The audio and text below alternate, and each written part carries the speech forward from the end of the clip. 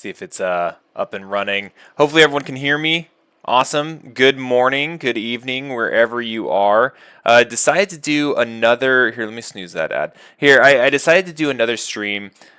We did Tier 3, Week 7 for.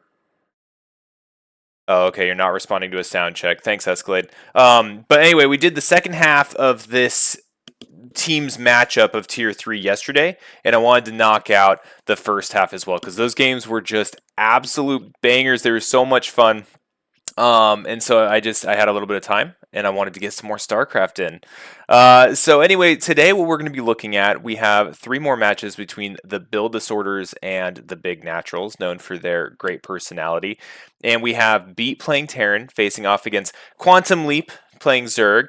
And then we have Data, who's not actually playing Protoss. I don't know why that says Protoss. I'm pretty sure, he might be. Hold on, let me check real quick, because I'm pretty sure he's a Zerg player. Yeah, he's a Zerg player. Let me fix that on this screen real fast. Boom.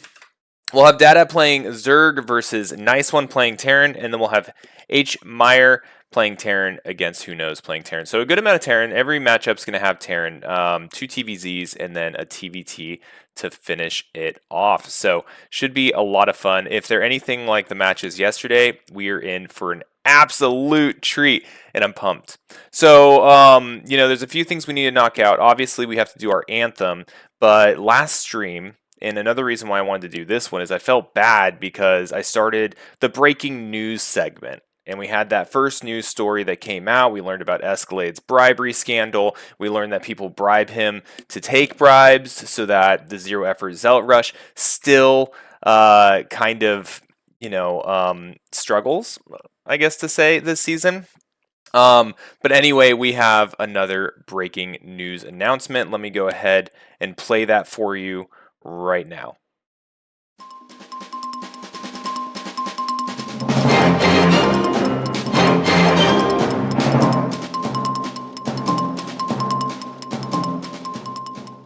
Thank you, Man Shark.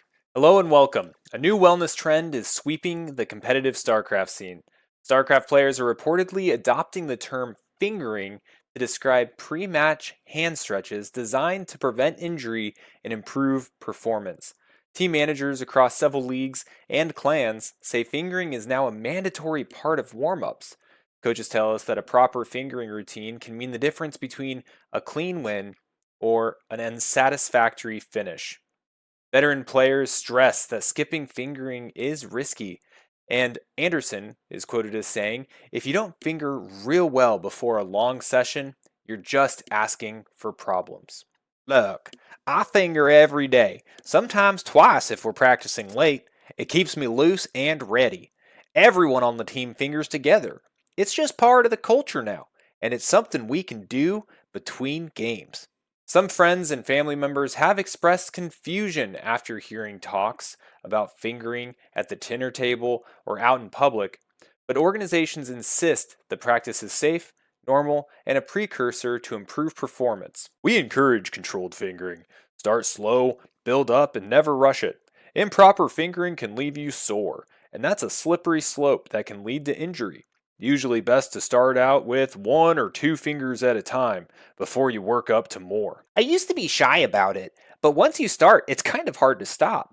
It just feels right. League officials say the term isn't going anywhere, despite calls to rebrand it as Hand Agility and Nerve Deployment Yield, or HANDY for short. Data told us in an interview, "We tried changing it to sound more scientific, but the community really likes fingering. It's catchy." So there you have it. As StarCraft continues to mature, so does its language, sometimes in unexpected ways. Officials remind players to finger safely and finger often. Back to you, Manshark. Okay, so now we know, right? You can add it to your morning routine, your pre-StarCraft routine, where you wake up, you hydrate, you get your build order, and then you finger thoroughly. So thank you, Sharkman, for that news, that breaking news, and let's go ahead and get into the staged. You're killing me in the chat. You're just like, what did I just see? And we'll keep these breaking news segments because honestly, I think they're just a lot of fun to make. So let's go ahead and do our anthem, and then we'll get into the games, and it's going to be a kick-ass day. Let's do it. So stand up, hand over your hearts. Let's show respect for CPL and the StarCraft community and everything that we hold dear. That's right. We just talked about fingering. Everyone finger together. Best done with friends. Rise and losers fall, reflexes sharp, minds and thrall. Gamers play, this never ends. CPL, while legends play. CPL, we fight tonight. Let us sing the storyline. From the shadows to the deep, we are the coach you believe.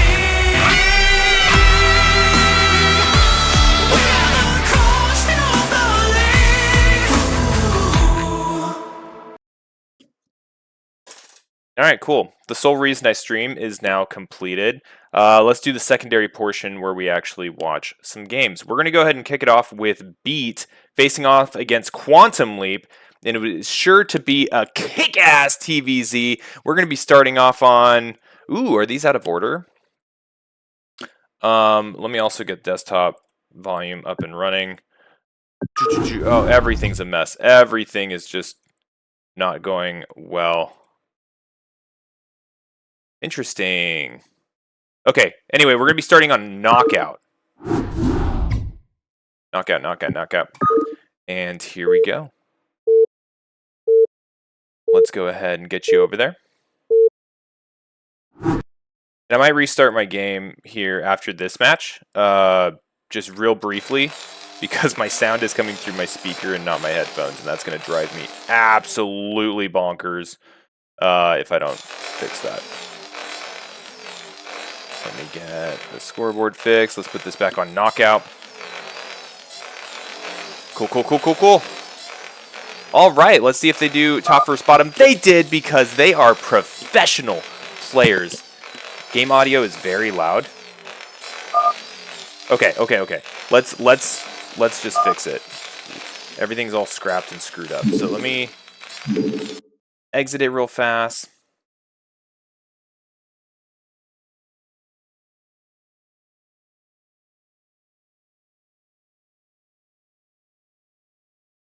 Good thing StarCraft's like a 30-year-old game. Not hard to close and open real quick. No cinematics. No battle passes to worry about. Pure RTS beauty. Okay.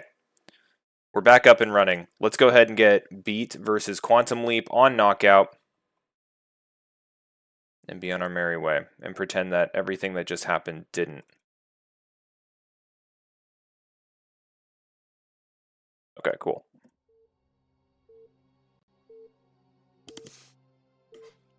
See, you're right, Data. Improper fingering can lead to sound problems. You saw it here first, ladies and gentlemen. You have to take care of your fingers. It maximizes health, and it maximizes fun. Hey, Beat, my man. We're watching you. Welcome. And how come you're Beat 8 in chat, but you're Beat 3 here? Is there something about your numbering system? And while I wait for this, let's go ahead and talk about these players. We've got Beat, our red Terran up here in the top left on Knockout, representing the Build Disorders. And we've got Quantum Leap, our blue Zerg, representing the Big Naturals, known for their wonderful personality, up here in the top right on Knockout. Oh, gosh dang it. Yeah, you have no game audio there. I really should never stream.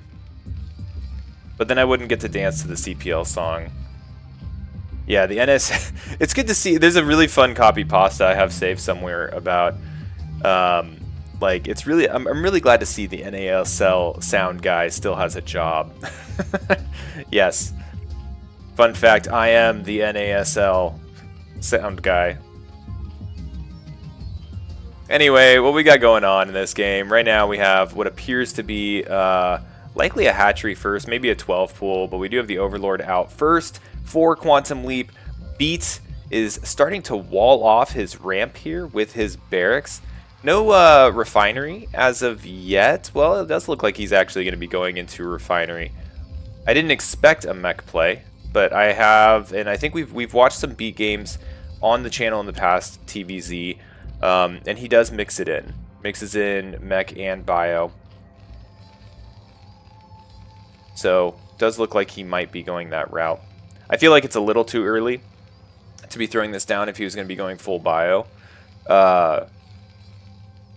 So we'll go ahead and just see. We do have a hatchery started here at the 1 o'clock position for Quantum Leap. I guess 2 o'clock if you want to get real specific. 2:30. Spawning pool and extractor. Oh, B, you got to go for 15 minutes? Yeah, we can pause. No, we're not going to pause. We're going to watch this without you, and we'll tell you all about it when you come back. We have the factory being thrown down. We also have all the SCVs coming off gas. This tells me that he's likely going to be expanding after this factory is built, and we'll probably be seeing a few vultures come out for some potential early harass opportunities. Yeah, both players just chilling and scouting. Beat starting off with a cross spawn scout, which is a little interesting. This might have been a technique to try to catch some overlords. I'm not entirely sure.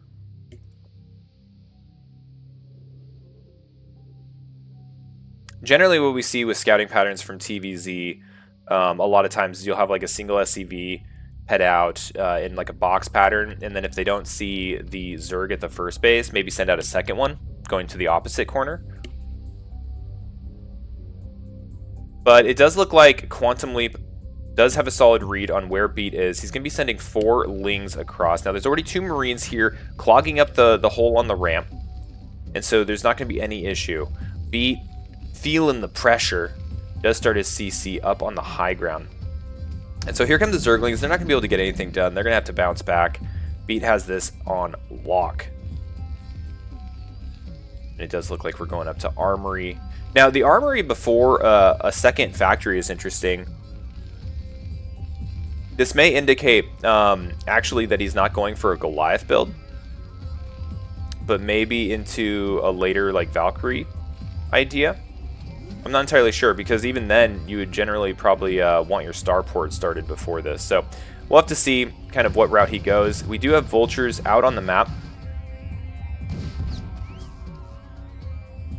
It looks like he is going to try to take some time, get some pot shots off on these Zerglings. Meanwhile, over here at the natural, Quantum just now throwing down a creep colony. This isn't going to be done early enough to stop these vultures. Oh, but it might be if these Zerglings keep delaying them.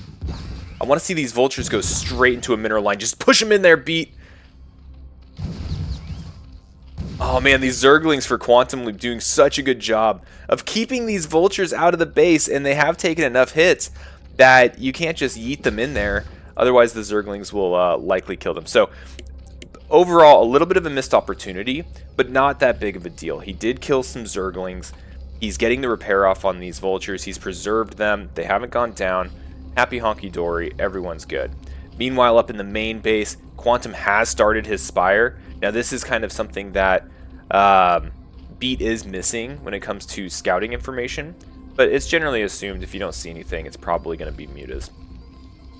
We do have the Armory. Currently still sitting on 1 factory. This is a little interesting for me. I feel like at this point you would normally want a second factory to start pumping out these Goliaths. Because, you know, the other thought process, because we didn't see the second factory, was that maybe we would be seeing like a Starport and Valkyrie play in anticipation of a Muta offense. But looks like he's comfortable to sit on 1 factory. We have the engineering bay, going to be able to start throwing down some turrets here, which he needs to do soon because Mutas are about 2/3 of the way done. He's going to have 5 Mutas popping out here very soon and being a huge pain in his butt. First one out on the map you can see there. Now, Beat, because the Mutas have come out, has had to move his vultures, and he's just keeping them out on the map for awareness. Ooh, it's going to be close timing here with these turrets. He's got 2 up in the main. I think we saw 2 down at the natural, but the main is where Quantum Leap wants to get some damage. Alright, we'll see how these Goliaths do. He only has 3 out right now. And I'm curious where Beat's money went. I feel like I'm missing something. Okay, there's the second factory. Yeah, Sensei beat everybody. Beat is my coach. He's the only person I listen to in the Discord. Okay, third hatchery. Being taken here at the natural in the bottom right. This is going to allow Quantum to secure this main if he can get this up and get it saturated and defended. And after seeing the idea from Beat that he's going to be going more of a mech play, we are seeing more mass Mutalisks being produced. Oh, is that what happened staged? Okay, because the build seemed... It felt just a little off, but the money seemed low enough to make it make sense. Okay, so there seemed to be a mishap with the mining on the SCVs early on. That makes a little bit more sense. Because I've seen Beat play, and that wasn't his standard, I don't think. Okay, cool. Yeah, of course, Swoops. Fun matches yesterday. Yesterday's matches were a blast to watch. Alright, 10 Mutalisks running around. We did just hear that missile turret burn down. That's unfortunate. We are starting to really kind of explode our factory count. We're going up to 4 factories and really kind of trying to catch up on that Goliath production. Sitting at 6 right now. It's not uncommon for around 8-ish minutes to have close to 12. So Beat's probably feeling a little bit behind on the Goliath count. Charon boosters have been upgraded though, so we do have that additional range, which is going to help a ton. But we do have a full control group of Mutalisks floating around getting damage wherever they can.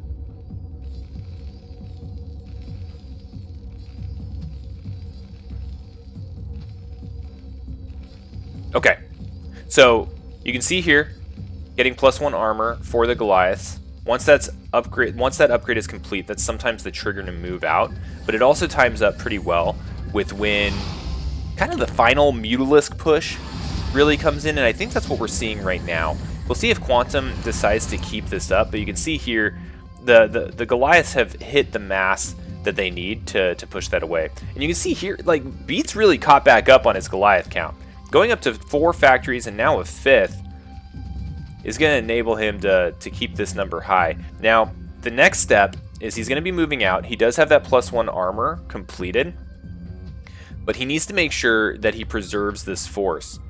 If he comes in here and he fights all these Mutalisks on top of the Sunken, then there's a chance that the Mutalisk could knock him out. But the one thing I think that's going in Beat's favor is that there's only 1 Sunken here. And there's not enough Zerglings. Like, generally, what I see when my mech fails and I try something like this, it's because there's 3 or 4 Sunkens. And without a tank, you just can't break through efficiently enough. So we'll see how this goes. We'll see how Quantum controls these Mutalisks as well. Okay, Beat kiting back with his Goliaths. Really well done. Exactly what you want to do. You want to keep these Mutalisks flying and not shooting. Oh my gosh! I missed it. I thought that was the group that was hanging out over at the base. No, Quantum playing with a ton of Mutalisks. Completely wiped out that Goliath force that we were just saying, hey, we got to make sure we preserve this. Oh man, Beat's going to have a lot of fingering to do after this map. It's because here comes the Mutalisk fleet coming in. I don't think Beat can defend this. This is one of those situations, one of those play patterns that you see, and it's just like, okay, I guess I'm just dead now.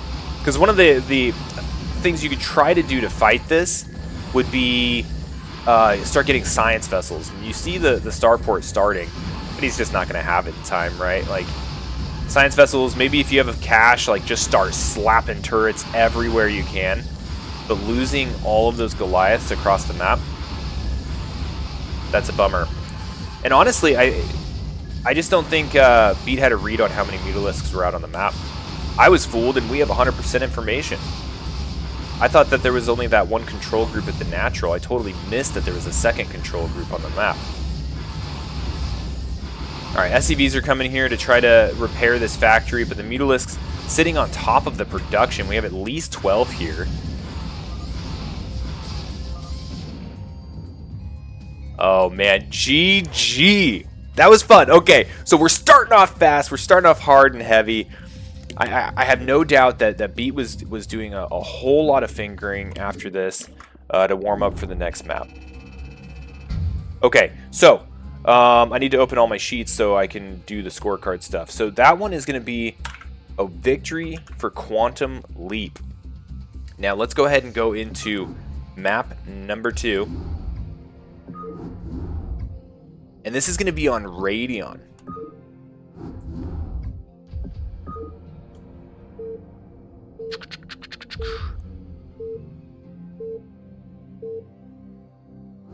Alright, Quantum up a map.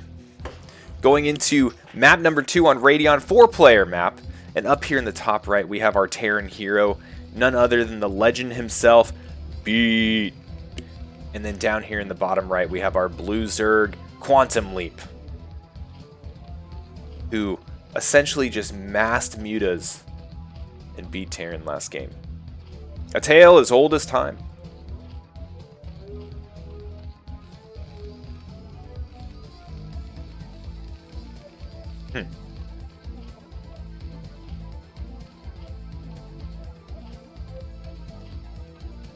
Yeah, there's nothing to talk about right now. I'm trying to think of things to talk about. I don't want to ask for Prime subs because I do that too much. I don't want to make fun of Escalade because I do that too much. There's a lot of fingering jokes floating around my head, but I think we got enough of those. Oh no, they're wigging out! Alright, I guess one of the biggest things we can discuss is I've seen Beat be really successful with his bio play. And so I'm curious to see if he's going to keep up with the mech. It seemed like Quantum had prepared for that in CPL. You know, there's replays available. You have all week. You have your team to practice with.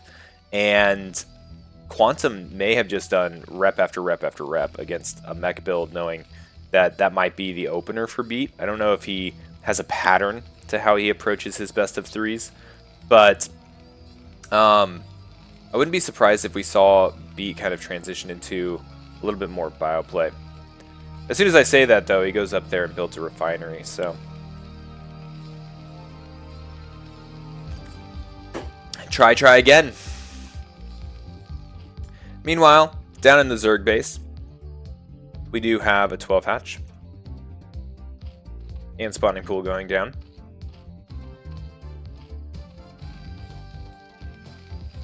And so, a couple things, if we're doing the same kind of matchup again, and we have the same kind of builds, there was a couple points last game that I think, if done differently this round, can really go into Beat's favor. The first one is if Quantum is as late or, you know, is trying to play as efficiently and optimize as much as possible with his sunken, I really do think that the Vultures can do some serious damage. Like last game, he could have gotten 3, 4 drones easily, and maybe more. And then the second thing is that initial move out, that +1 armor move out with the Goliaths, trying to preserve them as much as possible, which I think they were just a little ambushed last game. So we'll see what happens. We shall see. We have the first factory going down now. Dudes are off the gas, so we're going to be expanding.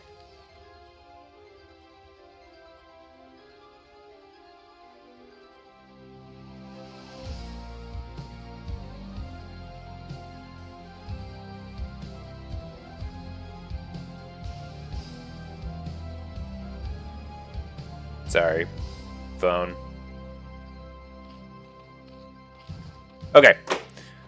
Phone nonsense complete. We do have an SCV up in the main base of the Zerg. Layer halfway complete. SCV going to come down here and expand for Beat.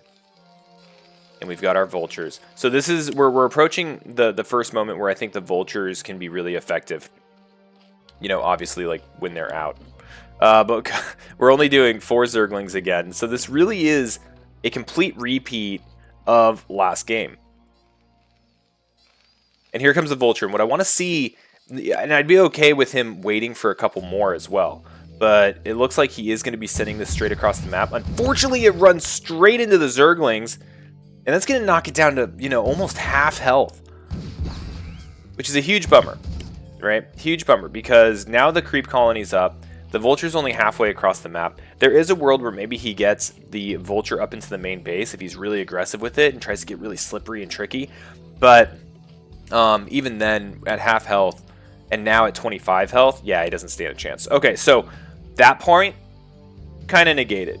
There's still a secondary opportunity for him to do it again if there's only one sunken. Oh, okay. There's an Evo chamber. But if he goes up to like 3 vultures, he can still get them back behind here and start slinging some of those grenades at the drones and getting some damage. Maybe even getting up into the main, but probably not. But it can at least come here and deny mining. Alright, we have an SCV transfer. We're getting our second factory. We have the armory up. We already have Charon boosters going. So he is doing the same build that he did last time, which is just a little bit of a different style than what I'm familiar with. It has a much earlier armory and a much later second factory in an earlier like machine shop. It's kind of just like remixing all of those. So it's a neat idea. Because you get the Goliaths out much faster. Okay, only 2 vultures. We do place the barracks down here in the middle of the choke to the natural. Try to limit the avenue of approach there for Zerg.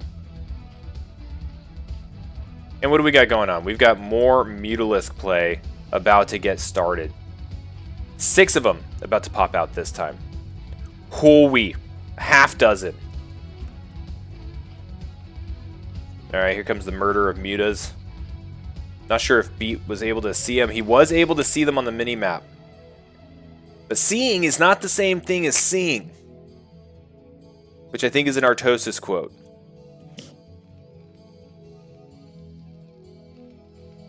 Alright, not wasting any time. Gets them stacked up and goes right in. So he's hitting again when there's only 3 Goliaths. Going to be able to knock out this SCV. Going to delay that factory. And I don't think... Okay, so it looks like maybe he suffered 1 muta loss.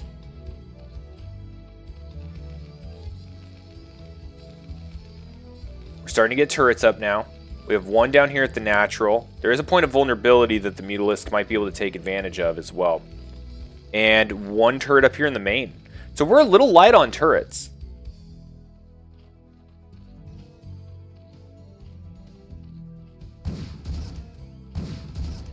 Ooh. Oh no, Beat, go get it. Oh no. That drone getting by, so lucky. So lucky. And that's going to be able to allow Quantum to get his 3rd base up. The Mutalists just, you know, shrug off the 2 vultures that were chilling there. We've got a couple battle SCVs heading down here. And I'm really curious about the spice level of this. This doesn't look like an accident. No, it does not. This looks intentional. Beat's got a plan. Now the Mutalists are coming in here, going to be wiping out this first turret. The Goliaths and Marines are responding. But you know, it doesn't look like enough to scare Quantum away. Quantum's just going to keep poking in and out.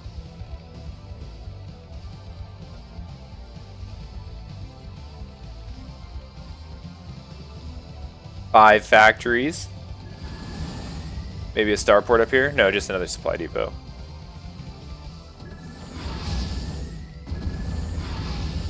Alright, all the turrets have been eliminated. 7 mutas. How many Goliaths we have on screen right now? 8 Goliaths. Now there's a whole grip of them up here though as well. Okay, so we actually look pretty healthy to do our kind of +1 armor push. And it looks like Beat's thinking the same thing. He's going to get some turrets up because he's going to be leaving home. Looks like he's actually still trying to just play defensive here at the natural. Has his Goliath split, which is nice. Ooh, getting a lot of damage there on the Mutalisks. Meanwhile, down here for Zerg, getting a 3rd base up, getting a 3rd gas as well. And a whole bunch of Mutalisks. So this is what we fell into last time, right? So last game, there was this whole reserve of Mutalisks at the natural just slowly building up. And then we lost sight of these guys. And this is what really punished that Goliath push from last game. Be doing a good job of keeping eyes out on the map, sending his Marines up here to the top left, making sure he has full understanding of what the Zerg player is up to. And he is going on full Goliath production mode, 5 at a time. And getting +1 weapons as well. So this is looking pretty good. Now, there is, as we call in the industry, a metric butt ton of Mutalisks sitting here, waiting to pounce. So it looks like, you know, Quantum is comfortable with keeping these back, waiting to take that engagement at his natural, waiting for that push that he is sure is going to come, and then capitalizing on that for a counterattack. But if he waits too long, then these 5 factories that Beat has going full bore might be able to outscale him, especially if we get some science vessels. And here comes the starport now. We'll see if he uses that for science vessels or if he's primarily focused on upgrades. We shall see.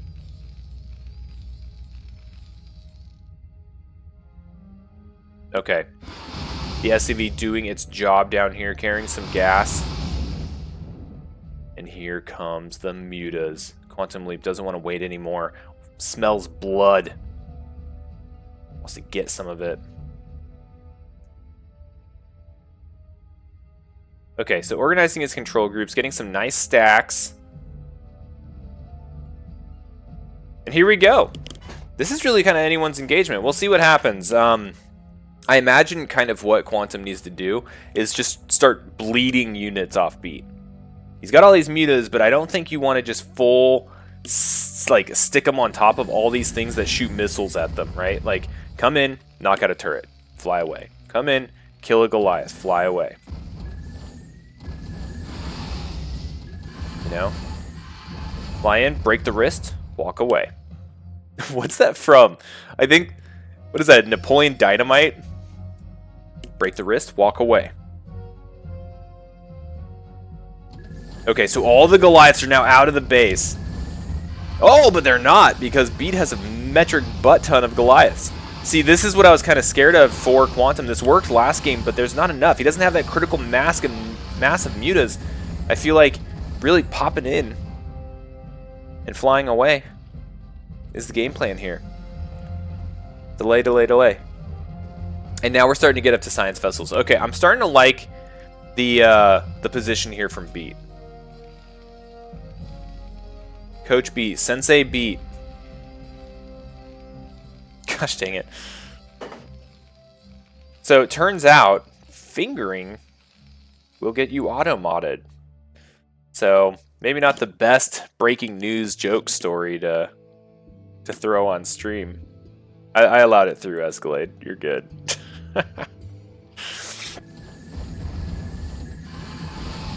Alright, here we go. The mutas aren't all coming in at one time. A couple flying deep into these Goliaths. Now this is good. Beat's doing a good job of just staggering his Goliaths back. Looks like hold position. And these mutas are dead. There's no coming back here for Quantum. He is toast. Oh my gosh, look at this. It's so beautiful. Goliaths doing their thing. And you know, in GG to both players. That was a great game. We saw basically the same game twice with different in different universes, right? With just slightly different outcomes. So GG, we're going to go into game number 3. But one of the things I wanted to bring up was I find it so frustrating. Okay, let me allow all your guys' auto-modded chats. Here we go. Yes, thanks, guys. One of the things I wanted to bring up was how intimidating Goliath shots look versus how much damage they do. When Goliaths shoot air, it feels like you are doing so much damage. But I feel like in reality, it's just not the case, right? It takes like a good 1.5 jillion shots to bring down a Mutalisk. You're just like, what the heck? These missiles look so rad. Why aren't they just killing him? Okay, going into game number 3 in this series. It's going to be on Polestar.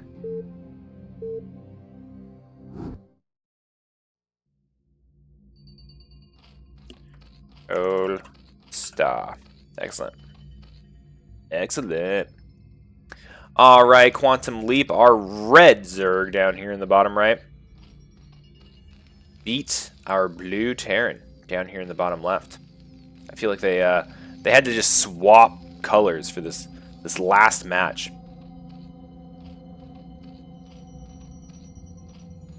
So, we'll see if we get 3 games in a row of Mass Muta versus Mass Goliath. I hope so. I do.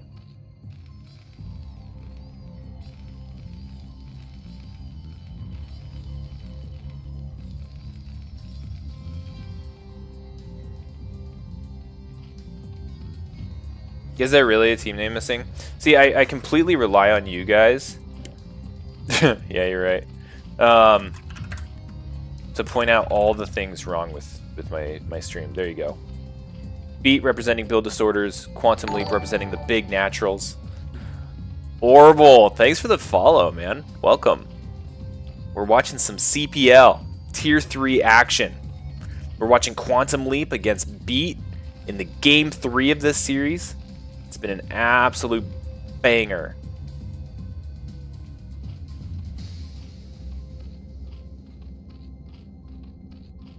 Alright, we're going Extractor, we're going Spawning Pool. This is actually a deviation, right? The past 2 games we've been seeing Quantum Leap go for early hatchery, right? He'd throw down a 12 hatch, and then he'll throw down his Spawning Pool, then he'll go Extractor, Layer, Beetless, all that jazz. But it looks like he's going for maybe like a fast Zergling speed. That's kind of what comes to mind right now. And he might just go for full kind of Zealot run-in.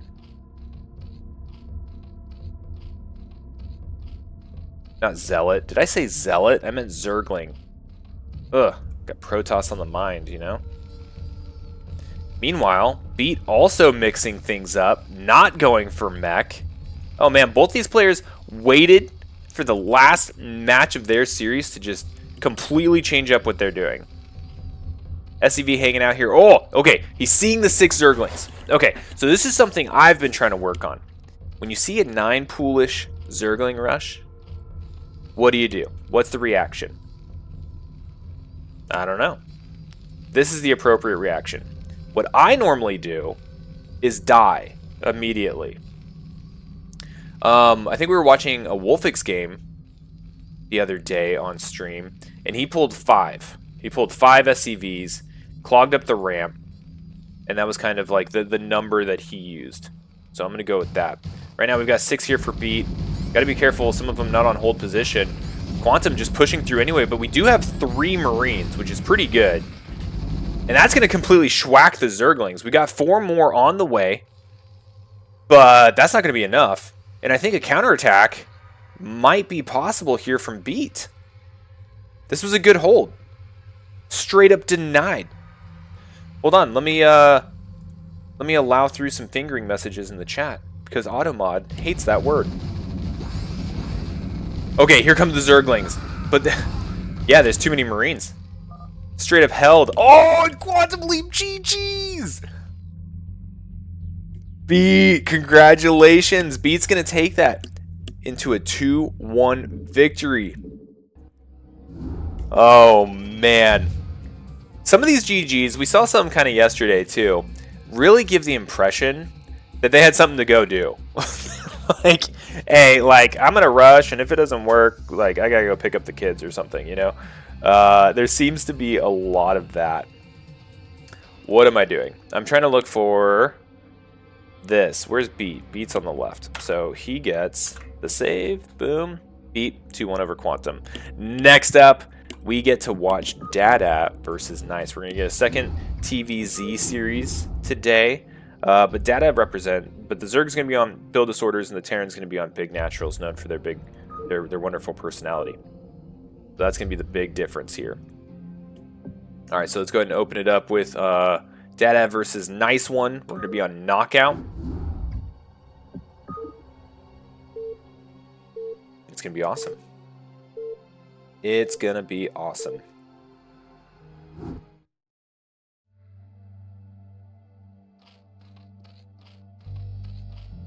Knockout.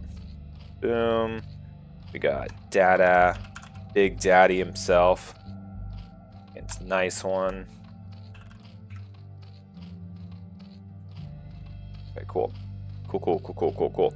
All right, so up here in the top left on Knockout, we do have Big Daddy, our Zerg player. You guys can't see crap, can you? Dang it. Someone said don't tell him. Here's the game scene. Here's what we're talking about, guys. All right, anyway, you didn't miss anything. But up here in the top left, we've got Big Daddy himself, Blue Zerg, representing the build disorders. And then down here in the bottom right, we've got Nice One, representing the Big Naturals, known for their wonderful personality as the Red Terran. So we get more TVZ, but we get it with a little bit of a different flavor, with a different sauce, with a little less beat, a little less quantum, and a whole lot of data. And Nice One. Yeah, he's the Nice One.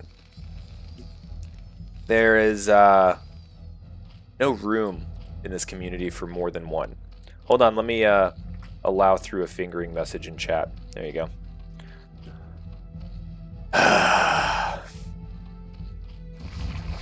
Alright, little extractor trick going on here. Getting a 9 pool. So maybe we'll see Data run across the map with 6 Zerglings. They'll die on the ramp, and he'll GG. That's what we're looking for here, ladies and gentlemen. That is the Terran dream.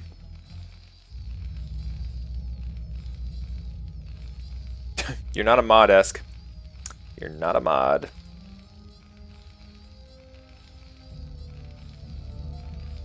Dude, the extractor trick is... it just feels cool. It feels cool. And I've mentioned it before. I played Zerg in like when I was a kid. And I remember like middle school, high school, I would do the extractor trick and I'd be like, oh man, I'm so ahead. I'm so slick. And then I would use like my other 2 APM that I had to remember to like actually make drones. Alright, so here we go. Data moving out with 6 Zerglings, building an expansion behind it. Let me go ahead and allow a message through the auto mod. You guys are killing me. We need like a slang term for fingering in chat so that it's not distracting. How about poking? Yeah, try fisting. Let's see if that works. Something hand related. Okay, so bunker being thrown down here at the natural. Nope, that didn't work, Esk. And the Zerglings went to the wrong base. Oh no! So he kind of, he had a 50-50 shot. His Overlord went down to the bottom left. He saw that there was nothing there. And so he just took his Zerglings, went to the top right, which is probably the best bet, right? If you're going to have to guess for the one that's closer. So that, you know, if you do hit, you're still hitting at the earliest possible timing. Running right by the bunker. This is one of the risks of having that bunker down and being your sole defense against the Zergling run by, because we didn't see the SCVs go plug the ramp. So Nice One. I've been here, brother. I know how this feels. Nice One doing a good job of shuffling his SCVs around, making them hard targets. Meanwhile, Data... looks like he's chasing an SCV up here. Oh no, he's sending out drones. Oh, but he's also chasing an SCV. Now, I'm keeping an eye out and seeing if there's more Zerglings that are going to come reinforce this. It doesn't seem like it. Data seems comfortable with getting the damage that he can with these 6, but not denying his economy. Thinking like, hey, if this kills, it kills. If I can just get as much damage as I can and get, you know, gain that advantage, getting the natural, you know, saturated, teching up is going to be advantageous over the long run. But look at all this lost mining time. SCVs having to scatter all over the place, chase down these lings. We've got 3 Marines in the base now, and it's pretty much just evolved into chaos over here. Ooh, nice pick on that Marine.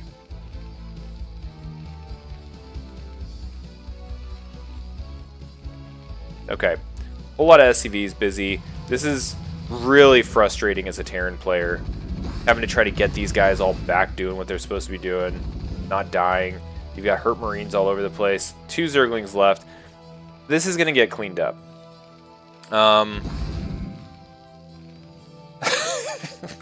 Good lord, Escalade. Okay. Let's go check out what Zerg has going on. So we do have a 3rd hatchery coming down at the natural for Data. He is also going up to layer. Now, these two drones, I was wondering if after they killed the SCV, if he'd be thinking about getting an expansion, going up to a third. He definitely has the money to do so right now, but he might be waiting for this layer to finish and immediately start going into Spire, banking up that gas, and getting Mutalisks. Right now, I think Nice One isn't really in a position to counter. He's going to have to turtle up a little. Needs to get this expansion up and running. And something he also, is likely keeping an eye on is this clock, right? Because he had the 9 pool, so he knows he might have a little bit more time. But generally, around that 6-minute mark, you need to have some turrets. Because that's when the Mutalisks are going to come, and they're going to want to play. Second gas. And there's the Spire. Alright, so everything is a little bit behind because of the early pressure that Dada was putting on to Nice One. Ooh, look at that Queen's Nest. Very spicy. Looking like we're about to go up to some very early hive tech. Stim on the way. Everything just really behind right now for Nice One. He is getting the eBay. He's likely going to be spending pretty much all of his money being thrown into turrets. Still sitting on 1 barracks. Right now, I really like Dada's position.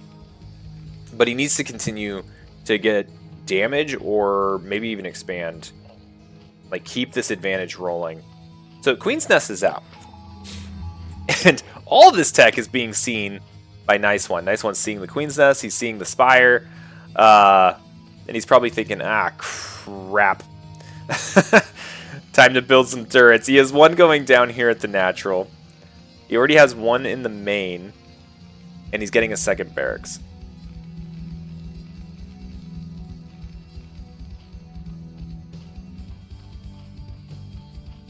I'm trying to think, like, what do you do? Just turtle up and hope for some efficient engagements? Do you try to do some sort of comeback mechanic Hail Mary, like a drop of sorts? I don't know. Do you just say GG? 4 mutas on the map. Data double expanding. 1 here at the 9 o'clock. 1 down in the bottom left main. And it looks like Dada is preparing to potentially come in with Mutalisks. And then a 2nd pronged attack with Zerglings.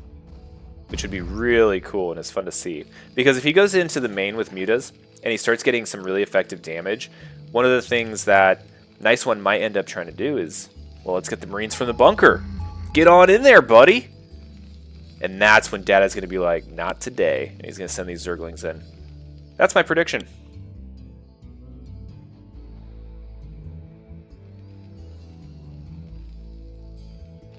Alright, now as all my predictions go, they're always wrong. So Dada's going to hit the natural with the Mitas. 3 turrets in a bunker here, not bad. Now if he can sneak by this, but ultimately the turret coverage is pretty decent. Okay, so Dada now going to have to loop around down the bottom portion of this Terran base.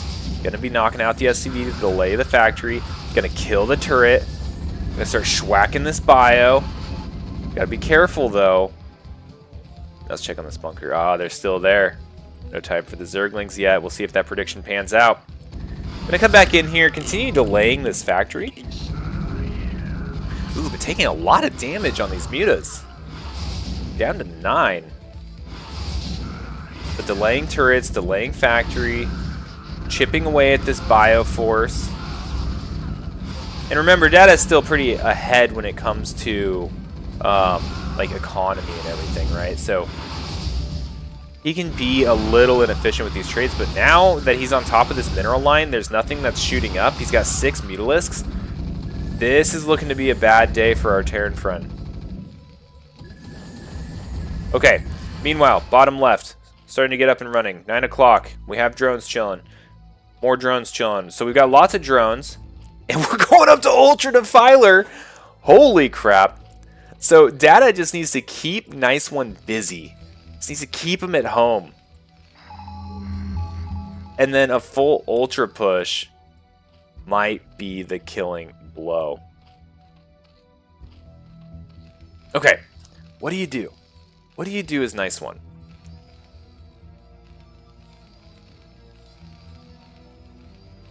Chat, if you all were nice one, how would you come back from this? I think science vessels are a great idea, actually.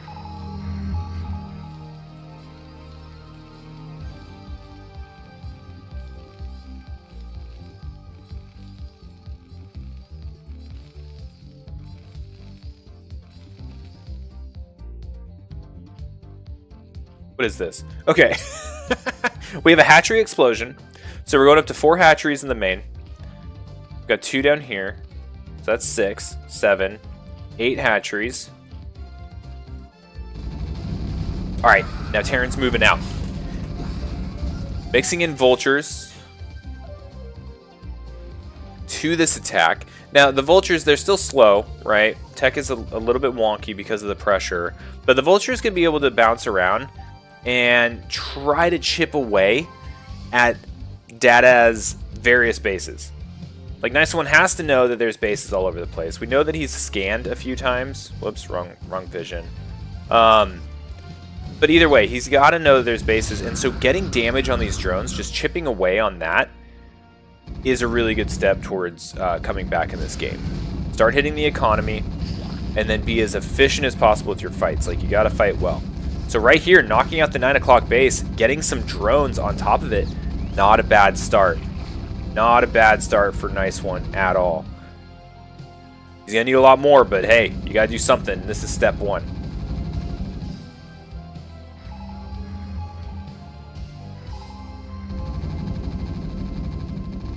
Okay. Gonna kill this extractor. And we got a lot of Zerg just floating across the map.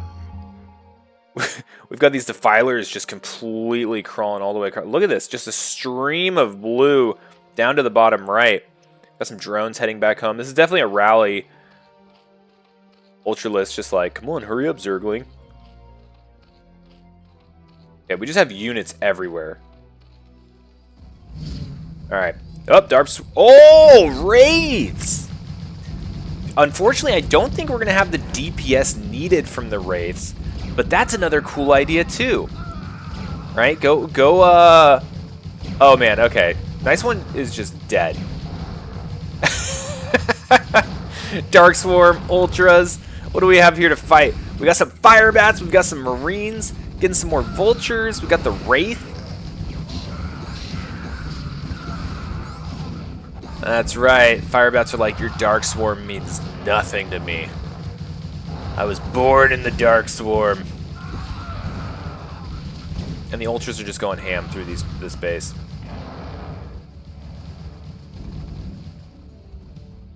That's right, we still have a bunch of mutas on the field, too.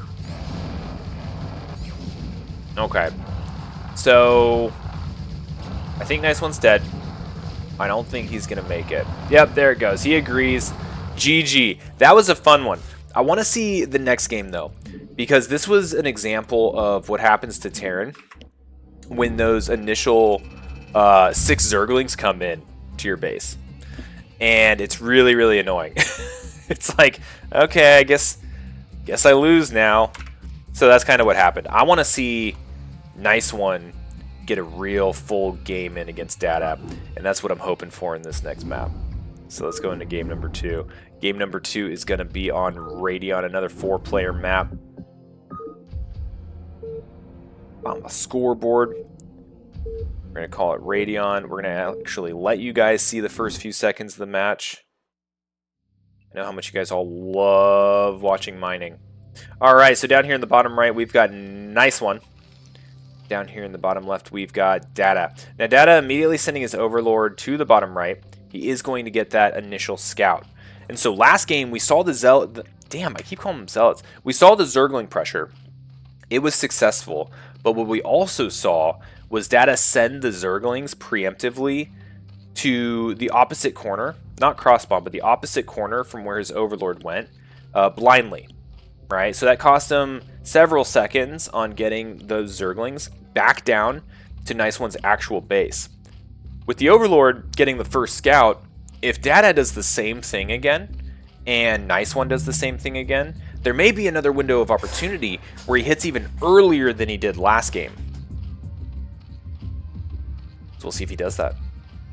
Who knows? Checking chat now. See what you guys are talking about. See a 6-7 joke. That should be a bannable offense.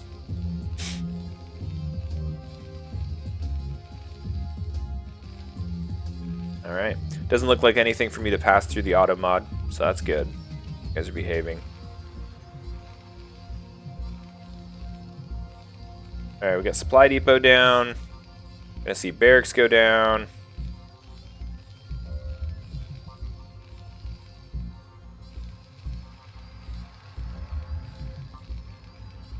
I might need to cut it after this series, guys. I might need to come back later and do the next one. Unexpected events have occurred. Alright, so we do have the spawning pool. We did the extractor trick. It looks like the same build. This looks like it could be the same dang thing. And it looks like it can be more effective. We'll see if this Overlord gets over here in time. We do have the Zerglings already about to pop. Oh, he's going to see the SCV. Okay, so he sees the SCV. And so now Data can likely send these straight to the bottom right. There's no wall. This SCV didn't see the Zerglings yet. He will. He will, though. He's going to the right location.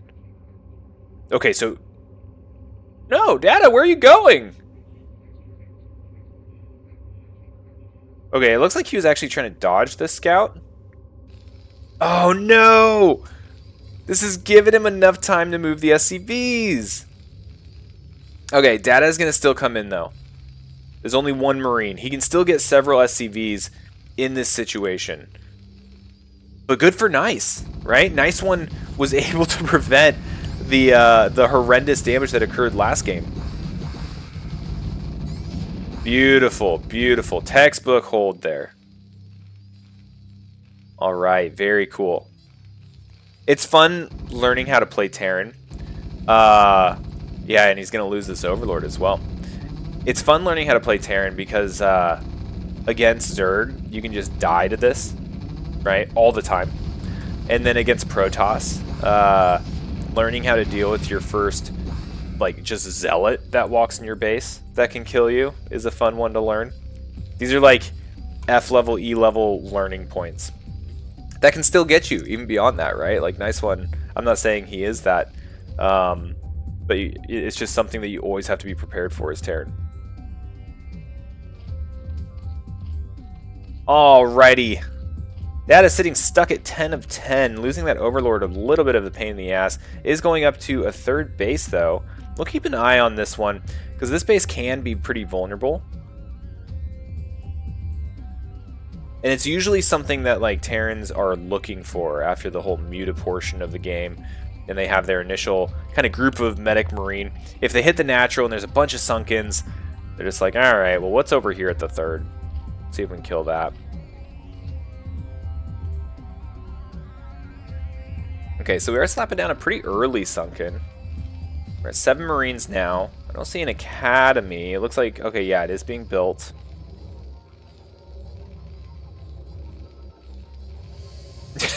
Yeah, you're right, noob.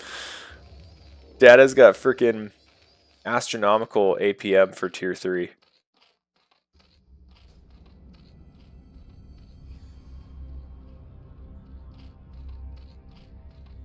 Alright, so we do have a Sunken Colony down.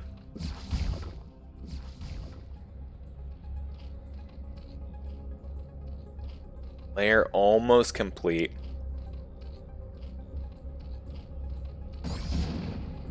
Okay, SCV dies. So, Nice One's not going to actually see the Spire go down, which is something that you want to try to keep that SCV alive to do. If you can. It's always really tricky. Got some Lings over here, third hatchery. So we're going into kind of a 3-hatch Muta transition. Now, the Academy's done. We've got Stim. I'm curious to see if Nice One starts slapping down some scanners, starts getting a couple of medics. It's not uncommon at this point to get like your first 2 medics and then just move out. But That would be kind of a little bit of like a pre-muta timing. He may wait for the mutas to come first. Get some turrets up, make sure he has a solid defense, which mitigates kind of the risk of moving out with your units, them all dying. Then the mutas just come and clean up. So overall, pretty standard stuff. Going up to 3 barracks right now.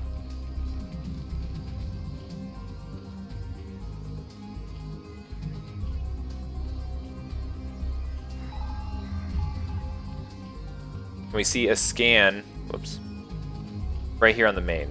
So Nice One's going to know the Spire is almost complete, that it's not done yet, and it's 6.5 minutes in, right? So this is a little bit of the effect of going 3 hatch, and also an effect of building as many Lings that were built as early as they were, as well as the Sunken. So a lot of money has been spent, so the mutas are going to be a little bit delayed. So honestly, I really like Nice One's position right now. Nice One's looking good. He's got a solid grip of bio. He's going to have a bunch of turrets coming up. I think he's got 3 here at the natural. A few more up here. 3 racks. He's getting range and +1 weapons. This looks good. This looks good.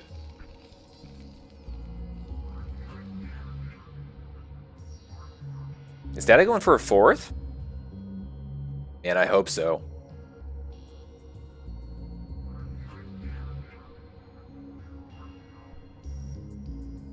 Looks like he is. Oh, Data just going for a long macro game here. Gosh, dang it, Escalade. What didn't I finger on the scoreboard? I thought I fixed the scoreboard. Except for the score. That part. Ugh, there you go. Fixed it, Escalade. Thank you. Still not a mod. All right, here we got a 4th base going up for Data, and now here come the Mutalisks. So we have the initial 5 Mutalisks, but they're coming in at 8 minutes, right? So I don't think there's going to be much to get done here. I think there's going to be a second timing later once all these hatcheries are online, where Data's going to really be able to kind of power up. But right now, I feel like Nice One is really the one that has the commanding army. Now, to be fair, supplies are a little even. I don't know. I'd like to see something get thrown in this bunker. +1 attack almost complete for our Terran player. Factory being constructed in the main base. Now, it looks like Data might be also going into that Ultra play again. We do have the Queen's Nest already constructed. See, and there's nothing in this bunker. Oh no. Alright. 4 turrets just going ham on these Mutalisks. Not a single one dies because, you know, Zerg. And then we have 4 more turrets laying into them. And they're starting to take a good amount of damage now. Down to 9 Mutalisks, but now he's starting to open up on the workers. Needs to scoot him back just a little bit. Marines are closing in from all sides. We're down to 7. Mutalisk 6. All the rest are in the yellow or red. Oh my gosh, is he going to kill all of them? No, but it knocks out 9? 8? I think it was 8, right? Because there was a full 11. Wow, that was a lot of damage for our bat-winged friends there. Our scary flying shrimp. So Data really focusing on getting his economy up. He's got a bunch of money. He's going up to Hive. He's got a ton of larva. And what I'm waiting for is when the Hive is complete and he just builds like 15 Ultralisks and just yeets them. But we'll see if he can get to that point because you know what? The bio is on the map. Nice One. He's got this nice Congo line of Marines. Look at them just marching along. Like the 7 dwarves. Hi-ho! Hi-ho! Hi-ho! Off to kill Zerg we go. Sorry, I'll never do that again. Alright, 4 sunken colonies here at the 3rd base. Make that 5. You know what? Make it 6. We don't want Marines in here, is the story. They finished just on time. The Marines are going to come in. They're stimmed up. They've got all the juice. Oh no, coming in here, getting hit by multiple at a time. Not quite enough to maybe break the... I don't know, actually. So this is why one of the reasons I suck so bad in TVZ is I have no idea, like, the heuristics or the power of a group of bio. I look at this and I think that can't kill anything. And then he just kills 6 sunken colonies. He's going to wipe out this base. Alright, so the third base is going to go down. Maybe. More Zerglings are coming up here to reinforce. But he is starting to focus down the hatchery. Come on, just focus it down. Get it down, kill it, nice one. Do it for us, Terrans. Oh, and he gets it. Now, there is a Queen's Nest here. But opting to kill the extractor. Cool, cool. Now, we're building up more bio. We do have tanks out on the field now. And Data is getting to his comfortable state. He's got his comfort cavern being thrown down. Going to get his angry elephants out on the map. See, like, again, the bio is still just crushing. I have no idea how strong bio is. This is +1 weapons. It's insane. Yeah, the medic block was pretty good. I'd like to see, like, a super souped up StarCraft AI play. You know, like, a program that plays it absolutely perfectly. Use medics to just shield everything against, like, a human player. Because I'm sure there is wild micro opportunity if you could. Alright, so we're going up to 7 Sunkens here. Boatload of Zerglings. We're really conserving our gas. Now we do have the Defiler. Consume is not complete yet. And we have super mucho Marines running across the map. This is like half a keyboard worth of hotkeys of bio. Alright, we're starting to eat ourselves. Here we go. So we're ready to defend. And honestly, like, these can sit here and defend for days with Dark Swarm. Now, the big problem is, though, is that on Terran's side, he does have some science vessels, and that's going to be a big pain. Also, he's just going to drop not here. Oh, man. Another couple of, what do you call these, hatcheries on the way. He is going to see this coming in. There's only a little bit of Zerglings here to defend. Nice little drop. No medics. Oh, no, there is a medic. Okay, they're going to get right back in. They're going to get right back in and fly over here. Keeping all the Zerglings over here and posing a threat while he's hitting the top left with the primary Bioforce. Nice one. Looking like a machine this game. Is going to knock down another base. And this is going to put Zerg down on 2 base. Meanwhile, Terran's been on 2 base this whole time as well. Ooh, but now we've got Ultras. Let's see how Nice One's Science Vessel play is. Here we go. We're going to come in. We're going to start irradiating something. That guy. Alright. We're irradiating things. So, Ultralisk not really engaging anything at the moment, which is a little unfortunate when they're irradiated. Did we lose the dropship? I got distracted. I mean, there's nothing that shoots up, right? Where'd it go?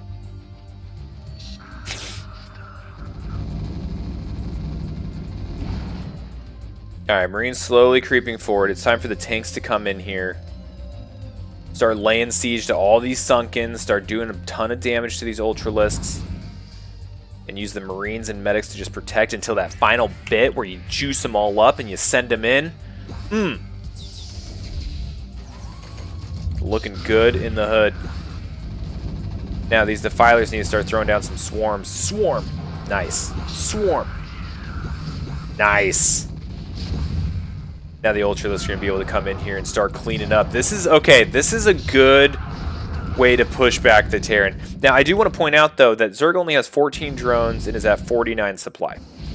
So, like, yeah, this engagement's cool and all, but there's no money coming in. So, there's not much sustainability behind this. And if we can't keep Dark Swarms on these Ultras, they will go down. Especially, I was just going to say, especially if Nice One continues to produce Science Vessels. Yeah, I think we're at the end. There's really not much left for Data. The Terran force has gotten pretty dang big. And now the Science Vessels are going to start coming in.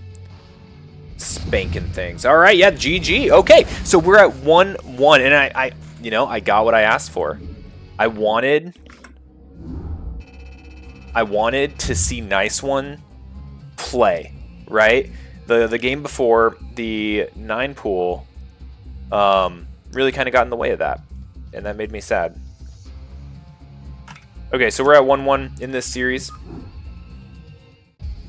Let's go ahead and go into game numero 3. And again, like I said, I'm gonna have to I'm gonna have to go after this series. So we're not gonna be watching the what is the one on there? H Meyer versus who knows. So we'll come back and finish that one later. But we're gonna finish off today's stream with Dada versus Nice One game 3. So I apologize for that. We'll have to come back and knock it out, or maybe I'll make a VOD later and just post it. Feel like I owe it. Owe it to y'all. Here we are in game number 3. Let me do the scorecard. I already did. I think this is Polestar. So we're just gonna go with it. Yo, what is that? Squidmans! Thank you! Thank you for following. We're watching some CPL. Alright, so down here in the bottom right, we got Data in the red representing the build disorders. I think he's the captain? I don't know.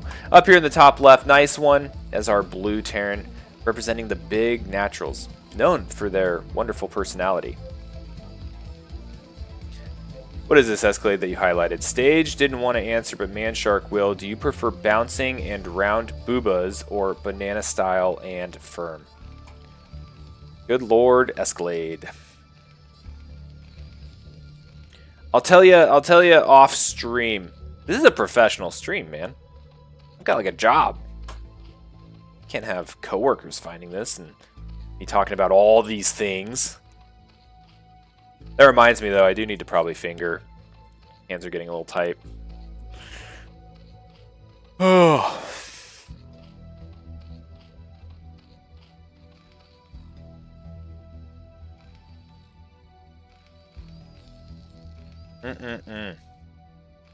Cowardly said the same thing.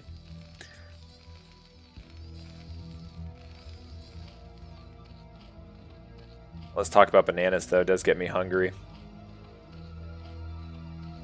I don't think I ate breakfast. Anyway, so Dada going up here. Looks like he's going to be going straight into a hatchery, which he already did. But I was distracted by all the questions in the chat. Really valid questions. Just wrong venue. We have the barracks. We're starting off with a wall here. So the wall is cool, but I actually think it's less effective at defending the 9-pool pressure that we've seen the last 2 games. It's tougher to get SCVs to in a timely manner if you don't scout really early. It's farther away from reinforcing in the event that the Zerglings do get up in the main. But if you do effectively wall it off and you park some shit here in the holes, then yeah, I guess you can be fine. Luckily, that's not what's happening this game. Data is going the hatchery first, getting the 12 pool. Oh, we got a bunker! Here we go, guys. Spice level just turned up to jalapeno.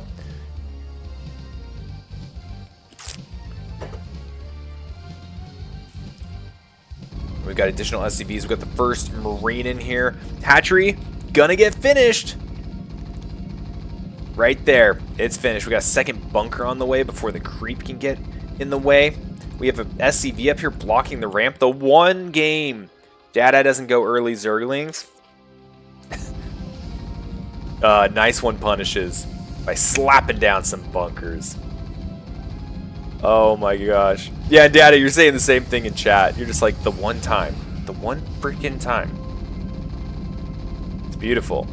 It's beautiful. Look at this. Oh, hatchery's so screwed. But you know what? Nice one. He's like, maybe I can bebop on into the main. Or maybe I can take out this sunken. I actually really like this sunken placement. Gonna be able to shoot across the hatchery if it survives. And it's really forcing Nice One to try to get out and target it. Because, you know, if your Marines are in a bunker, you can't target what the bunker shoots at. It just shoots his stuff. But luckily he does have the SCVs here. Is going to be able to repair this all day, every day. But there are enough Zerglings to where it looks like... I think Data's going to be fine. I think Data's going to be just okay. And he's got to go soon because this hatchery's about to die. Alright, he commits with the Zerglings, gets a full surround here, knocks out the SCVs, which is a cool move. Oh! But he just sends them by. Now, I think the Sunken, yeah, the Sunken's going to out-damage the one SCV. Now, there is another bunker. Oh, is it going to die? Oh! Oh my gosh, Nice One changes targets. He changes targets. Kill the hatchery, man. Oh my gosh, it's at 19. This is insane. No, no, Nice One, please just kill the hatchery. No. Oh, and I know Data's just sitting there like, yes, thank you. That is insane. Okay, well, maybe there's an opportunity here, like, in the near future to just, like, I don't know, build a Wraith or something and just shoot it twice. Okay, so that was really expensive for Nice One. So the whole game is kind of just behind its normal timeline. We do have a lot of Zerglings out. Got a good amount of Marines, though, too.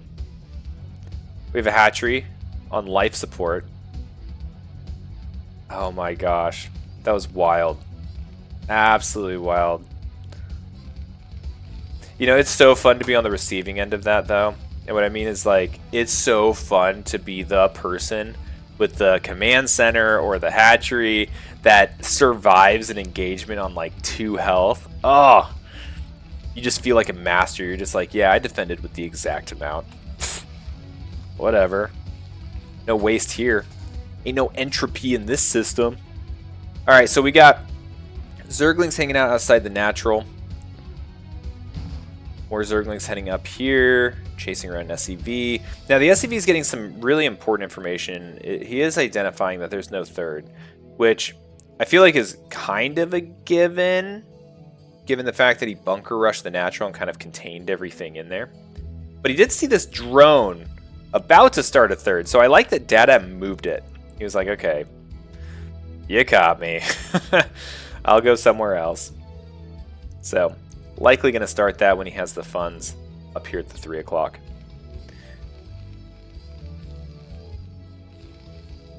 Nice one going into factories. We're doing a mech transition. Interesting. We do have the Spire. We have the Hydralisk dead.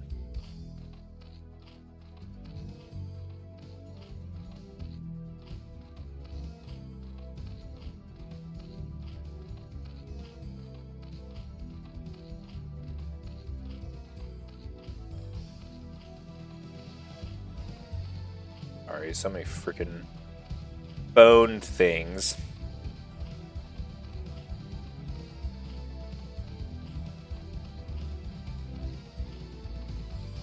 Okay. Ay, ay, ay. Okay, so back up here, getting a bunker here at the natural. Going 3 factory. We're really going all in here. It's like we took the game and we just like destroyed the first 4 minutes of it and restarted.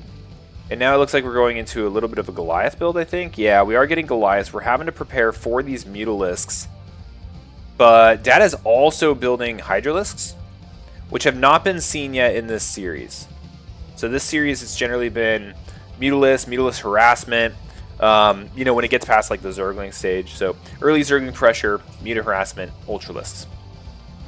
Data really seems to like his Ultralisks. We get a scan on the main. We are seeing the Hydra Den. right? So this is probably going to inspire... dang it. Nice one to get the scanners up, which he already has. But maybe start for earlier science vessel. Maybe to prepare against some lurkers. I don't know. We shall see. We also, from Data's perspective, Data only just found out that he's going Goliaths.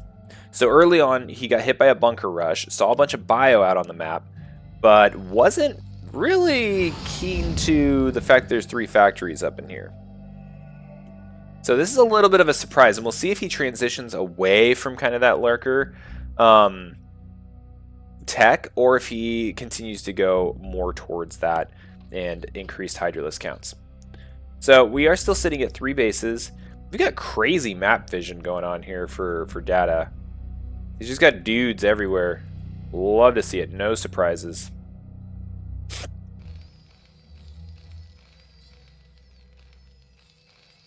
$32 to 26 workers.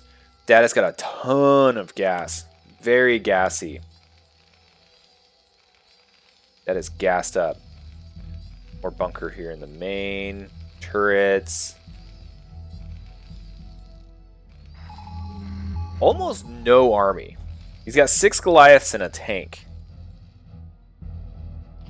This is a weird game. It's weird seeing a game transition out of a bunker rush. Now, the sunken colony is pissing Data off. It's messing up his mining, so he's going to go ahead and kill that. Replace them over here towards the front of the natural.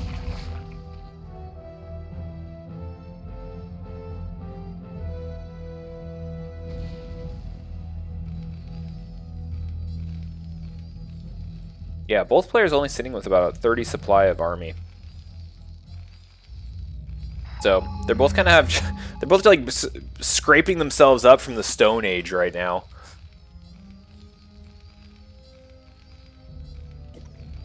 Okay, so I was curious earlier if the scouting information would kind of change Data's plan. It doesn't really seem like it. I think we're still going to see the move towards Ultralisks later.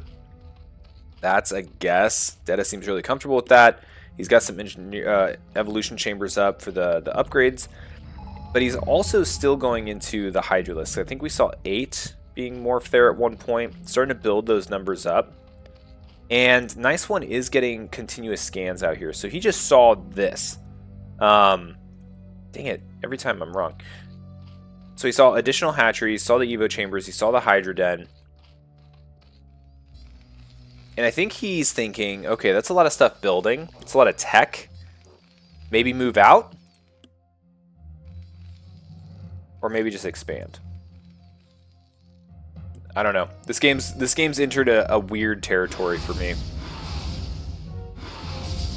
I think both players are just kind of making decisions on the fly at the moment. Oh my gosh! Snuck over there and got the drone. Now remember, Data was originally going to expand here, but it was seen by the SCV, so he repositioned to here.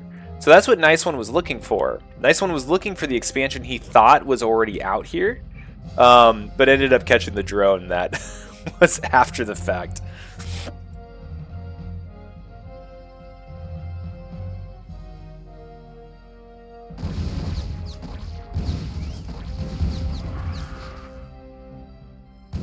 Alright, Vulture's just getting some scouting done. Just looking around, clearing out some of this vision that I was praising Data for earlier.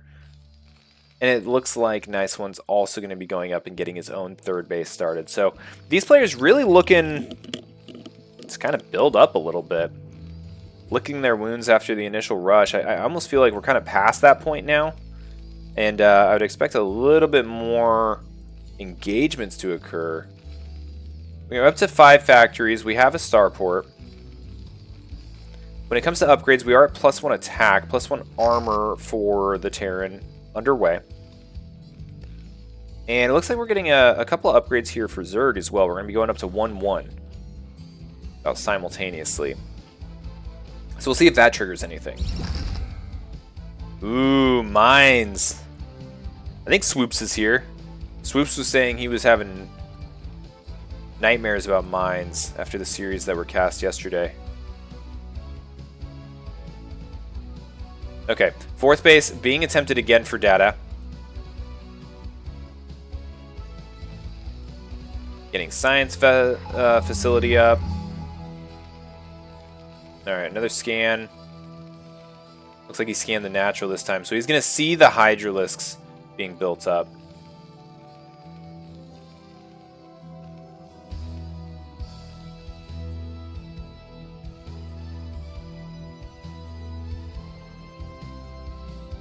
Okay, now we're getting to some excitement. Okay, we've got hydralisks out on the map. We've got vultures going, looking for additional expansions to beat up. Coming in here, getting impaled by these freaky looking flowers. Actually, are these flowers? Do we think sunken colonies are a plant or meat-based?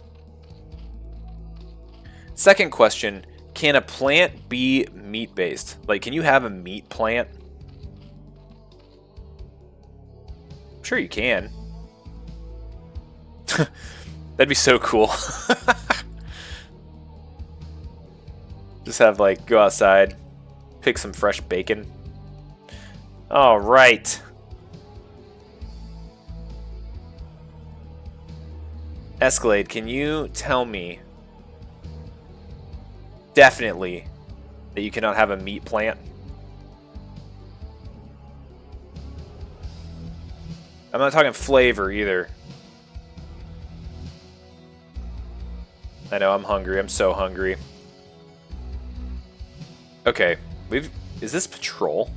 Or are we actually moving towards something? It is patrol. Holy crap. So we have essentially set up the giant red wall of data here with just a bunch of hydralisks and mutalisks. Nothing is crossing this line. This is his line in the sand. Meanwhile, we've got some mines and a vulture over here. More vultures moving out. Okay, whole bunch of shit moving out. Got a whole recycling bin of mech coming straight into this wall. I feel like he's about to play Frogger. Like, I feel like there's portions of this patrol that are scarier than others. Like if he goes now. he could skip on through there. Actually, this would be a great place to drop some mines. Yeah, there we go. All right. Looks like Nice One has got his control groups all happy honky-dory, and he's starting to charge through.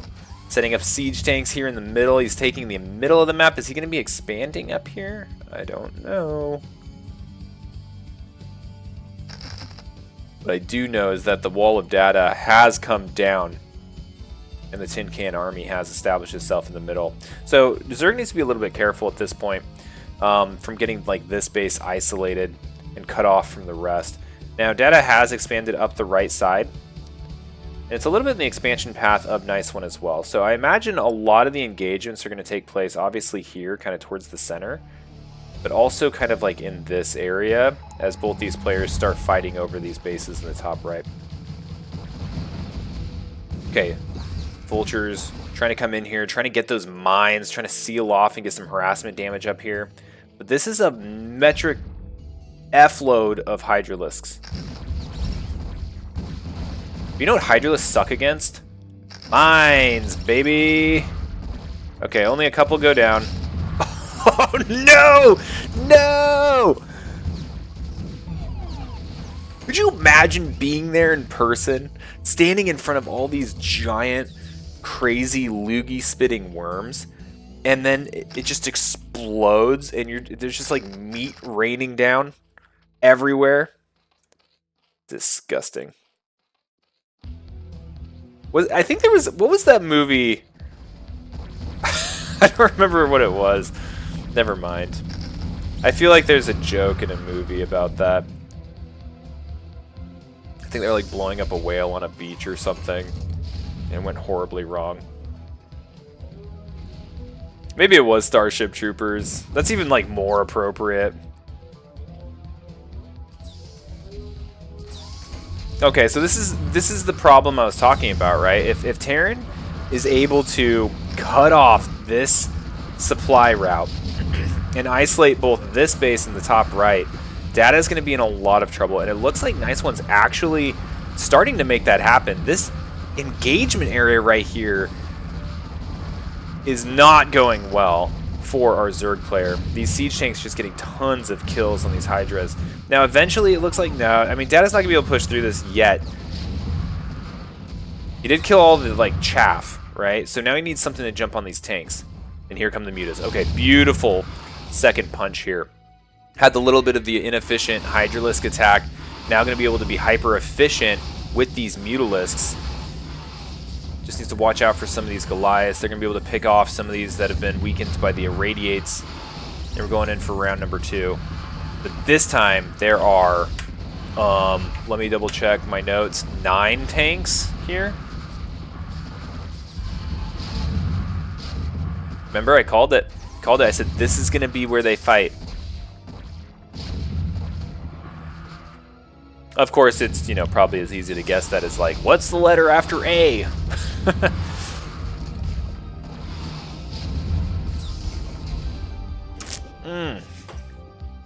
Now, if only I could predict things when I play my own games. All right, Hydralisk about to go find some mines with their faces. And for the moment, Data has stabilized. And in all that engagement, he hasn't been losing like workers. Oh, maybe he lost a couple. I didn't see really what the siege tanks were shooting up here. It felt like it was mostly, oh my god, mostly Hydralisks. Oh, okay, well now he's going to start losing workers. But the mutas and the sunken clean that up pretty quick. Not too big of a deal. Okay. We've been watching a lot of fighting. Let's catch up on where we're at with kind of like tech and direction of the players. We've got adrenal glands starting, so the Zerglings are out there taking crack. That'll be done soon. We're going up to 3/3 upgrades for our Hydralisks. And when it comes to production, we've got 4 hatcheries, 5, 6, 7, 8 hatcheries for our Zerg player, and 5 mining bases.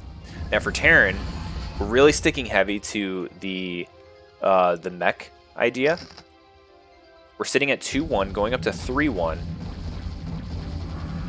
3 bases mining, but 4 bases total. Doesn't look like we're really mining at the main anymore.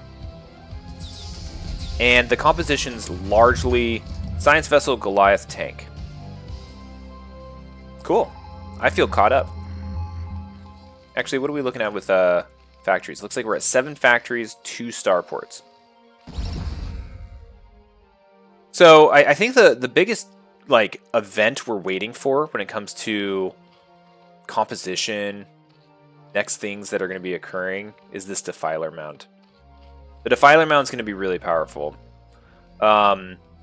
Especially if we start incorporating some lurkers. I don't know, I just feel like as Terran, when I have a metric F-ton of tanks, and I see Defilers coming in, I'm not too scared of Hydralisks. Like, in general, I'm way more scared of, like, a ton of Zerglings running all over the place with Dark Swarm than I am of Hydralisks.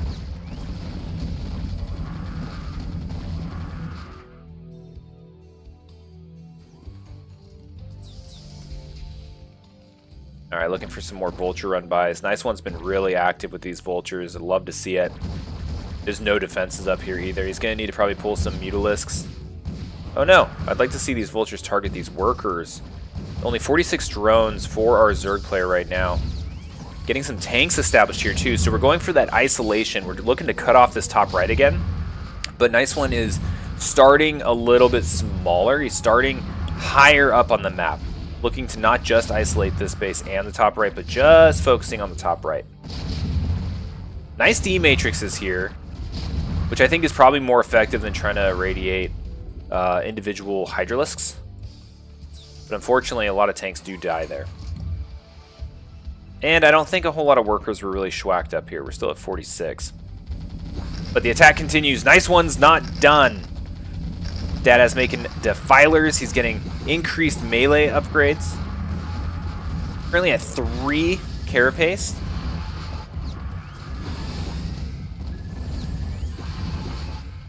Oh man, but Dada does not have the concentration of forces right now to push this attack back. We'll see how much damage it can do to this base. Or is there a counter? What's going on here? No, it looks like he's just consolidating forces, trying to do some damage to this Terran army in the top right. A couple D-Matrix Goliaths. Actually a really strong move. Nice D-Matrix there on the tank as well. D-Matrix is just amazing. It increases the survivability of a unit, like, absurdly. It's so good. Nice efficient trade here. Don't want to lose this Defiler for free. I don't think it's cast anything yet.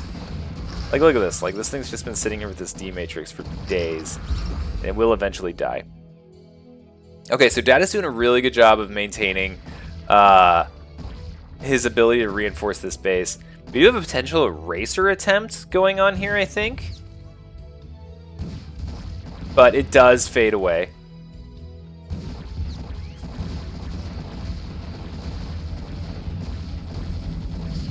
Man, I am just so happy I called that the main focus of this game would be this piece of terrain. Look at that. Turns out if you watch just hundreds and hundreds of hours of StarCraft, you might catch a thing or two. That reminds me. Finger break, guys. Start fingering. Physical health is no joke, gamers. Okay, so earlier I was talking about how Hydralisks aren't scary when you have this composition. We just saw it right there, right? There was a bunch of Hydras under the Dark Swarm, and the tanks still kill them. Like, yeah, it takes a few more shots or whatever, but whatever. As long as you can do some damage, no big deal. Okay, that was not a happy moment for Zerg. The tanks on the high ground there ultimately pretty much just cleaned up the army that was existing for Data. This is a scary moment for Data, I think. This is a moment where you may want to consider, okay, this base might be gone. What damage can I get done somewhere else? Or where can I expand to replace it? But what you want to prevent is any type of ice, like, contain and whack-a-mole effect. And right now he's not completely contained, but this base looks dead. Okay, cool. Cool. Now, what do we got going on when it comes to production tab? We've got 13 Hydralisks popping out for Data. For our Terran player, we've got a drop ship. Beautiful. We're at +3 weapons, going up to +2 armor. And we're maintaining the Goliath tank, science vessel, and incorporating more vultures into play as well. Keep those mines out there since the composition has been very, very Hydralisk heavy.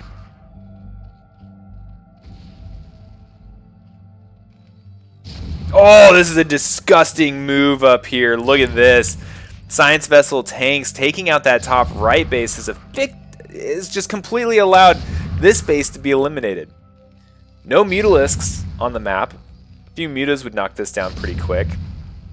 But, yeah, really cool move here from Nice One. He's going to get this whole base completely as a bonus, as a cherry on top. But now we're starting to see the move, right? There was really kind of two things. Either counterattack where the army's not, or expand and replace what you're losing. And we're going to see two bases go down here for Data. Keep in mind, this mine right here, which will likely go off as soon as larvae show up. And I love that mines blow up larvae. I think that's so much fun. Oh, get the Defiler hide! Defilers can burrow, right? Like, is that a thing? Like, when you research burrow, Defilers can also burrow. Okay. More Hydralisks running all over the place. Oh, see? Okay, so I was kind of hoping that hatchery would get down, and then the Spider-Man would pop up and blow up on larvae. But because of the early warning there of that mine, Nice One had the vultures available to just send down there and knock it out. So Nice One, I still think, has a pretty strong lead right now. He's down to 2 mining bases, though. And I don't think they're that solidly defended. Like, this is all that's here with some mines. I'd like Data to bring at least an Overlord around with this.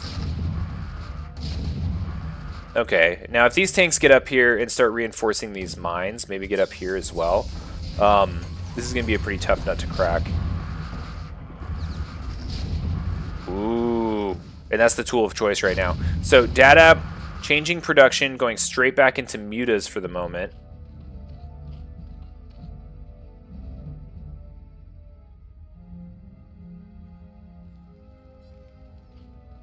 This is so funny.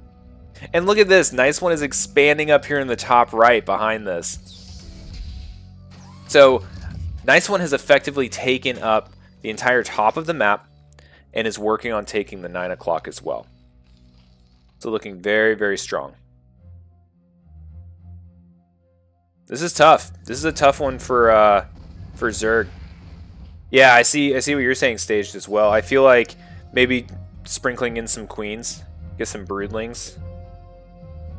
That's an efficient way to kind of starve out the, or I guess maintain a low tank count, which is ultimately really punishing on Terran. Then they have to reuse their factory, all the time it takes to get them back, all the gas.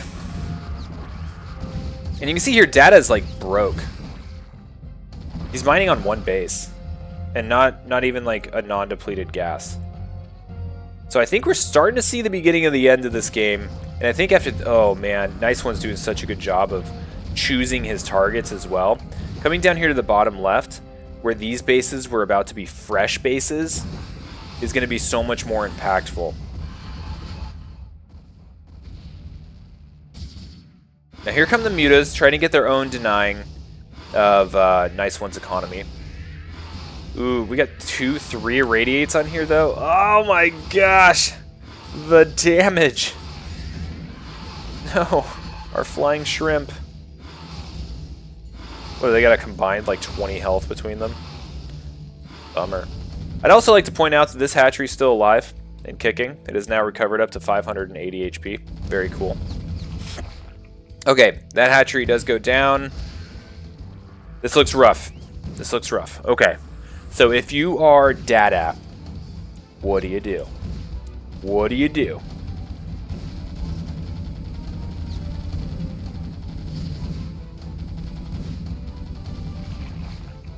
It might be time to GG. I don't know. Because now Terran's entire army is out of position, and this is where things get a little tough. If Data had more of an economy, I think that's really the big thing, though, is that man is just, he has no money, right? But if he did have money, well, I guess that's not even worth mentioning. That reminds me of like the AJ Firecracker post, you know? If money wasn't an issue, why don't you just bunker rush with ghosts or something like that? Oh man, I missed that guy.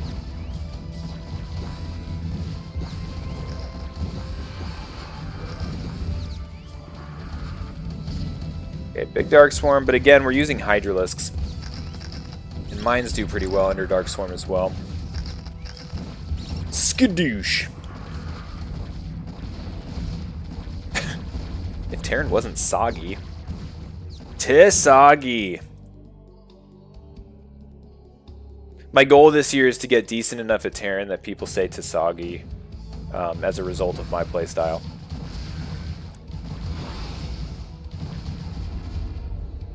And then if that doesn't work, start streaming Stardew Valley. Because how can you not have a nice time playing Stardew Valley? You know, it's like it's probably the game that is the most opposite from Brood War. It's like chill, everything's happy, it's not that frustrating.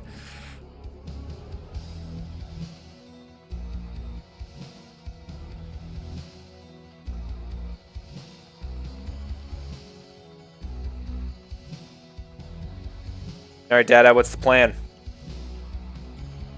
What's the plan, Dada? It's on you. It's on you to come back. Positioning and base denial. All right, good plan. So right now, Terran is down here, out of position. So if there was a time to try to deny some base, it would be now. There's hardly any tanks here. Holy shit. Was there an opportunity for you to come up here and kill all the production?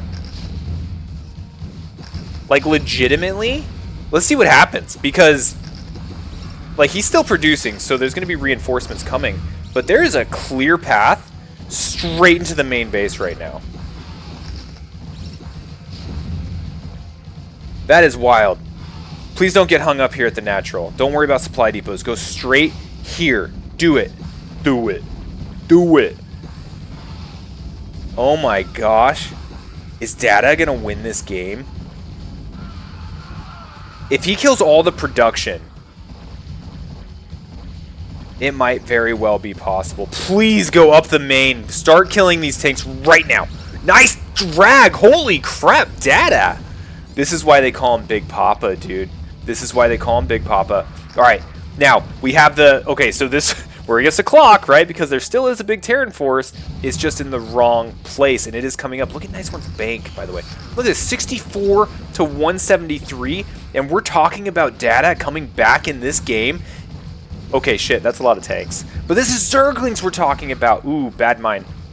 Okay, your chances are getting slimmer and slimmer, but this is huge. Huge comeback potential here.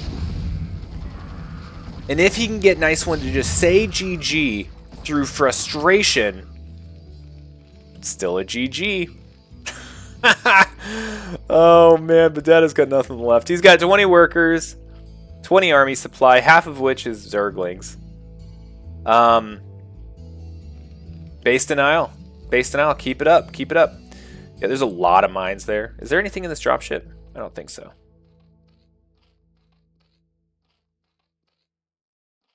You know what they say. Game's not over until Dadass says so. These guys, the real MVP. 16 kills each. Oof. Okay, starting to secure the bottom left. Okay, the bottom of the map is open. Getting another hatchery. It's a great start. We are only down to 19 drones, though. But, hey, if we only have one base mining. Okay. Okay. We're building more drones. All right, Zerglings come up here. They say, maybe not.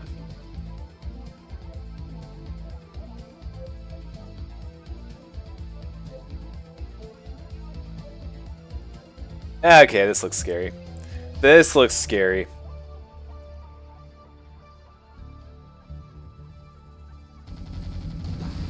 Alright, here comes the engagement. Wow. All those Zerglings only kill one Goliath. We've just got splats all over the place.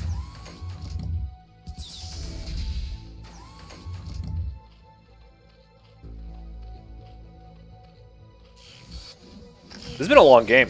This game was like longer than both the other two combined. Oh no! Your one hope! Your 6 o'clock base! Oh wow! 200 to 39 supply. This was a great series. This was a great series. This was a lot of fun to watch. Good job, both players. And there's the GG. Nice One's gonna take it 2-1 over Big Daddy himself. Alright guys, I'm going to update the scorecard here real quick. That is going to be a Data... No, I'm sorry. Nice One, 2-1 over Data. I unfortunately do have to go though. But I do have enough time to do the anthem. Right, so we'll do the anthem, and then I'll come back. I'll make it up to you, H. Meyer, and who knows. And if there's another caster like Stage, I know you're here. If you're casting later or something, feel free to pick them up. I don't want them to get missed, especially since I totally did intend to cast that game. So let's do the anthem real quick, and then I hope everyone has a kick-ass day. We'll also raid someone cool. All right, so get your fingering fingers ready.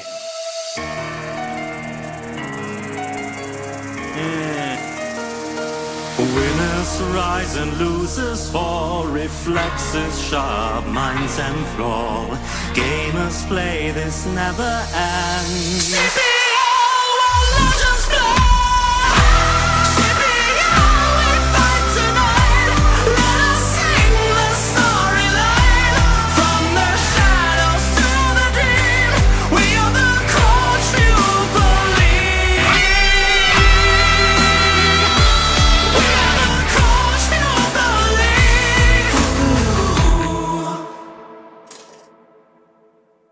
Urban's still playing? He is. Who else is on? We got Moonrai. I've rated him recently as well. Blah, blah, blah, blah, blah. Who else is... Whoops. Oh, shit. Hold on. Hold on! hit the raid button, hit the StarCraft category.